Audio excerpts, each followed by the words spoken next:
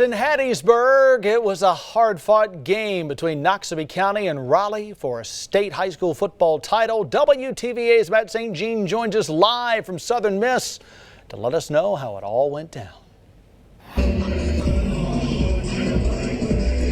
Well, Craig, it was an epic game in the 3A state championship between Noxubee County and Raleigh. But in the end, the Raleigh Lions, they held on to win 55-52 in what was a game that had plenty of points.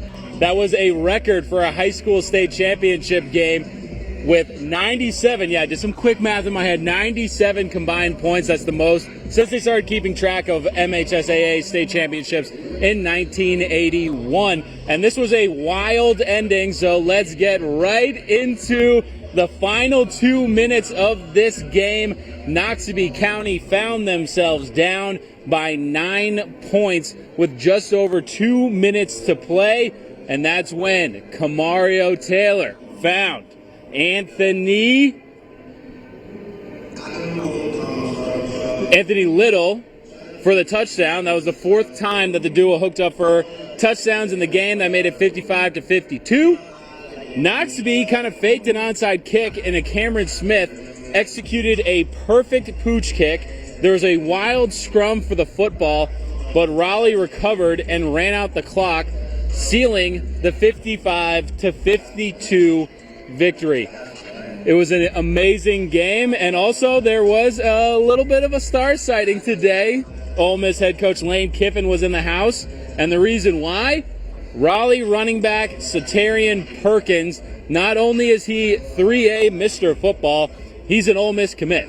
The future Rebel rushed for 331 yards and 4 touchdowns. He also had a pivotal interception in the fourth quarter that gave Raleigh a 9-point lead. But what a performance it was by the Tigers.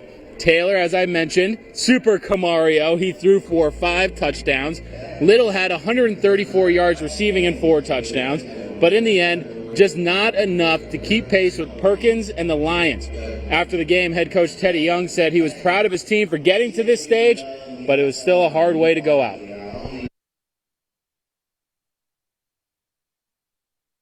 Football team over there, they made the plays that they need to make, and we just didn't make one play. And I think that's different in the game, just one play.